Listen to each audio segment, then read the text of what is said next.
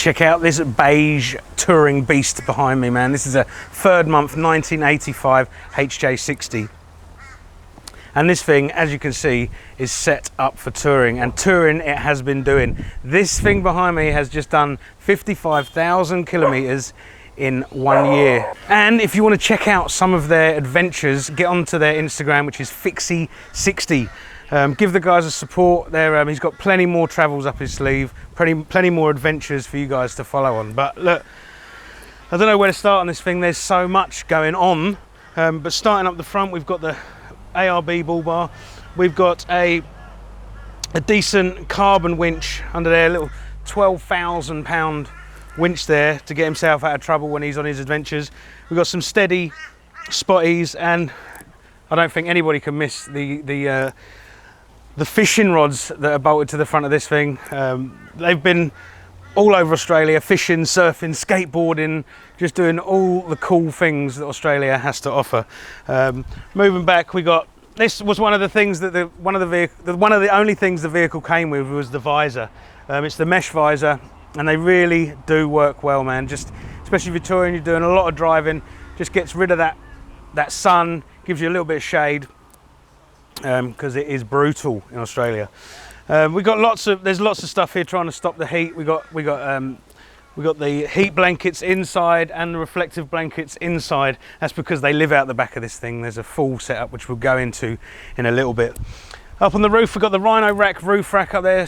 That's supporting their surfboards and some other bits and bobs. They actually came into Mr. Landcruiser today to see if we had some second-hand mirrors or some new mirrors, but we've got nothing that is any better condition than this from any of our wrecks. So he says he's going to go for some 76 series, which bolts straight on. We got these wind deflectors. I see these a bit now. You can get these at Mr. Landcruiser. They just stick on wind deflectors and just stop that when you've got your window open. Just stops all that bluster coming in while you're driving. Moving back now. The Cruiser company rear bar on this thing is special, man. It really is nice. You've got double swing arms. You've got the little gas bottle, a jerry can holder, the single tire on the swing arm, and also you've got this awesome ladder that gets you up onto your roof, so you can load up your roof in safety. He was saying that he was using the window ledges to get up onto the roof, so that makes it a lot easier to strap stuff down. Now this thing, it's a 2H, but about a year ago, just before his travels, they got on the horn to whistle and soot, and this thing's got a full whistle and soot setup. So let's go and have a look at that. Here we go, whistle and soot at it again. We've got the whistle and soot manifold, we've got the Rashi turbo. We've also got, and which works awesome on these things, is a PDI front mount intercooler. Now this comes with the kit from Whistle and Soot with all the metal pipework, everything.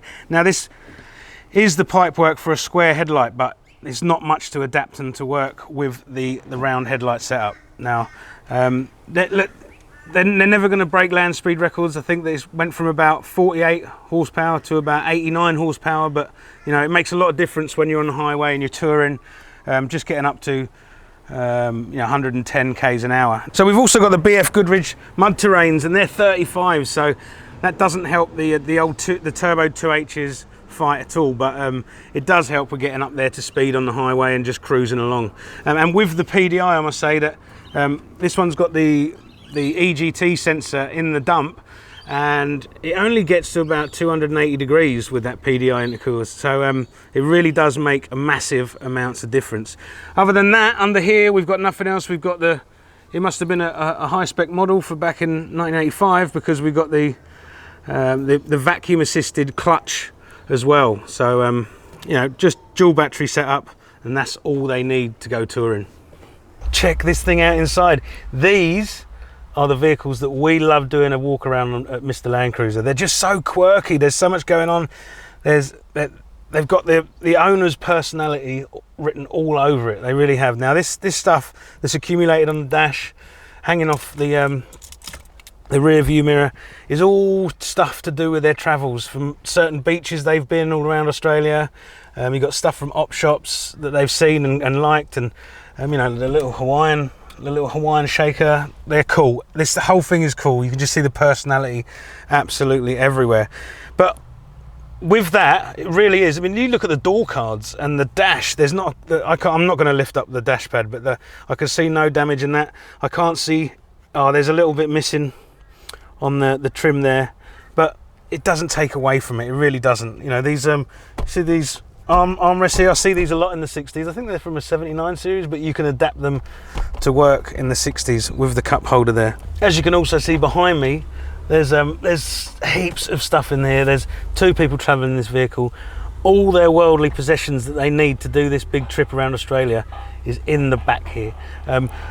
Blake was telling me he's made all this stuff in the back himself. We've got to go and have a look. It's really, really cool the way he's used all the space in the back of this 60. Now, what I didn't mention, up here at the back of the roof rack, we've got just a simple awning, pull-out awning there. On the other side there, we've got the high lift jack for when he get himself out of trouble, and a shovel. So when you're touring Australia, this is all the kind of stuff that you will need, especially if you're doing such a big trip. But yeah, look, this is the rear bar I was talking about. It's got everything you need. It's great. But inside here, we've got a really, really cool setup. So we'll pop these open. And this bar is really cool as well because it protects all around the side there on your lower quarters. So you don't have to worry about delving them in, or it even covers it when you've got a bit of rust down there, like they always do. Right, so in the back here, there's loads of stuff going on. We've got skateboards, all the stuff that anybody ever needs to travel 55,000 Ks around Australia. But if you look in the back here, we've got the old Bushman's straight up fridge there, all the stuff there. And this is all built by hand by Blake. Look at it. Just the length of it, man, comes right out. It's just amazing how much stuff you can get in here. It really is. It's so cool. I want one myself for my 60. And then under here, it doesn't stop there. We've got more. Check it out.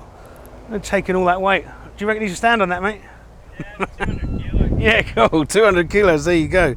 That is awesome. It really, really is. It's just mad how big it is. And then obviously you got your bed above there, and round the side, if you come around the side with me here, you've got even more space. Because the rear seats have been taken out of this thing completely, you've been able to go right to the floor with even more storage all the way through. We've got jerry cans on the other side. We've got more water storage and all their possessions in here. It's just such a cool rig. And it's just so awesome that this thing's been around Australia and is now on its way back down to Victoria. Right, so this thing, I'm so glad they popped into Mr. Landcruiser on their way back down the coast. They're heading off now. They're going to take it easy, take it slow, head back down to southeast Victoria, and they're going to take 3.5 weeks to get there. It's been a pleasure to have it in at Mr. Landcruiser. I love these ones, so much character, such a beast tourer, it really is. So anyway, safe travels guys, 3rd month 1985 HJ60.